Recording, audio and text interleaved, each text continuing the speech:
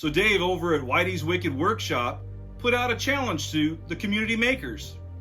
The rules were simple. Go to a dollar store, spend less than $15, and whatever inspires you, that's what you make. Now this seemed pretty straightforward and simple. So imagine my surprise after 20 minutes in the dollar store and I had zero idea what I was going to build. But it's okay, I just told myself, relax. You'll figure it out.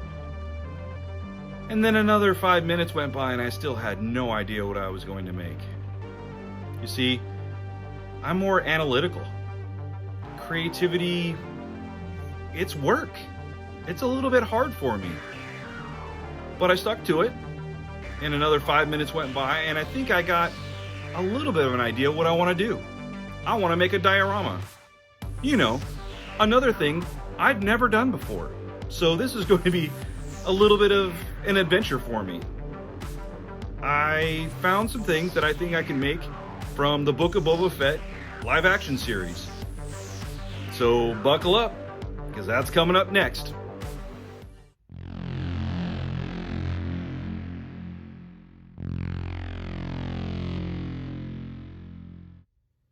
So initially, I was thinking pretty small. I was going to use 2 storage bins and make a cave out of it.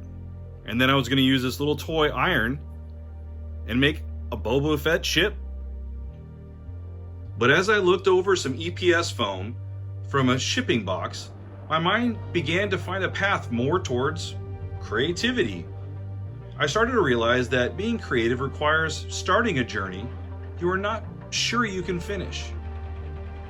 By nature, I'm quite analytical. I often ponder and map out most things to their completion before ever starting the very first step. I'm learning that being a maker does not always allow for this.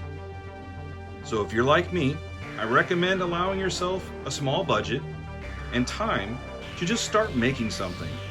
Even if you have no idea what you're making, just start doing it. You may not initially even know what to do, but at some point, inspiration will arrive. I found the pieces quickly found their locations without much effort. My mind started to be in the zone, where I was so focused, it was awesome. However, then came another big fear: paint color. All too often, I use monochrome tones, even though I desire to use colors.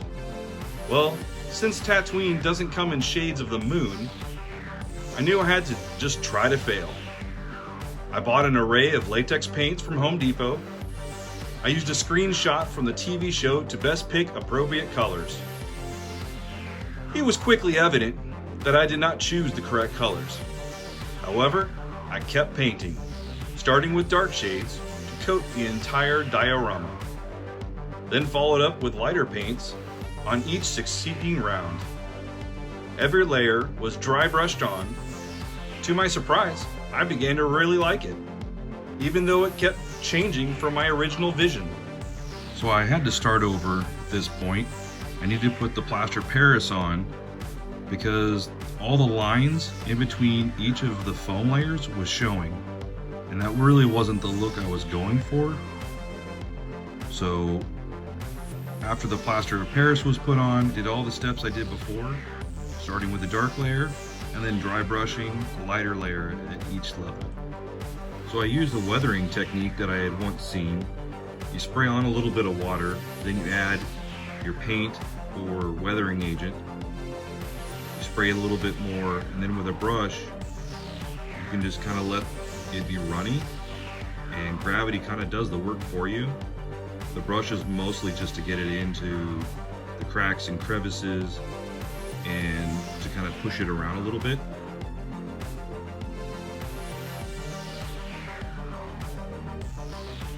I thought the toy iron embodied the spirit of Boba's ship.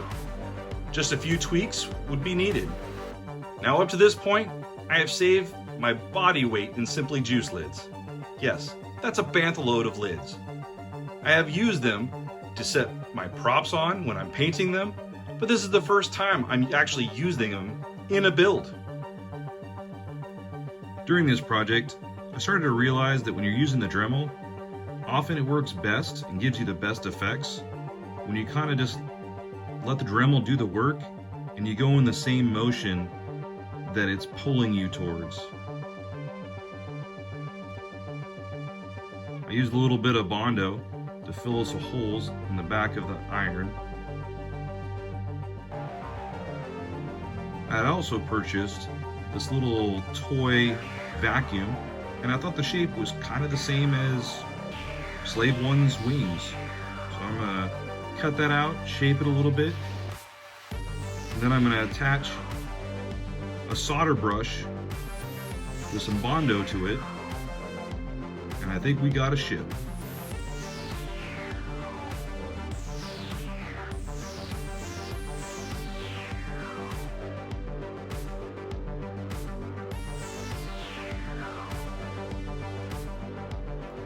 So I kept the electronics pretty simple.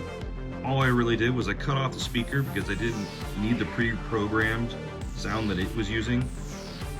And adding another sound would have put me over budget.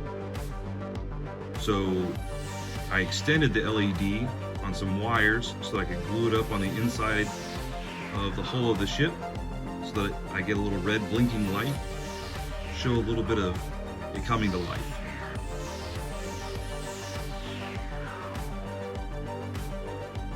I hope you enjoyed this project as much as I did, and may the 4th be with you.